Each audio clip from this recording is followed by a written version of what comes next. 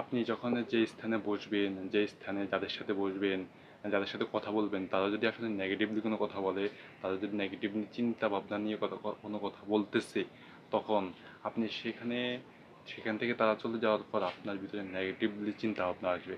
আপনি যদি কোনো মানুষকে ভালো জানেন, তার তাকে দেখলেও আপনার মনে তার তো একটু খারাপ ধারণা আসবে। কিন্তু আপনি এমন এক জায়গায় বসেছিলেন যেখানে মানুষ আসলেই নেগেটিভলি কোনো কথা বলেছিল, অথবা এমন কোনো গল্প, এমন কোনো ইতিহাস বা এমন কোনো বিষয় নিয়ে তারা কথা বলেছিল যেটা আসলেই কোনো ভালো কোনো কথা হয়নি।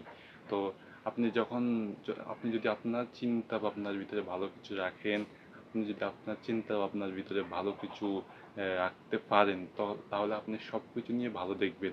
আপনার দিনটা অনেক সময় ভালো যেতে পারে। তো দেখুন, আপনি যদি আপনার চিন্তা ভাবনা খারাপ রাখেন, তাহলে আপনার সাথে খারাপই হবে সবসময়। আপনি কোনো মানুষকে দেখলে তখন দেখবেন যে সে আসলে খারাপ। তো আসলে চিন্তা ভাবনা পরিবর্তনের সাথে সাথে নিজেদেরকে পরিবর্তন করতে হবে।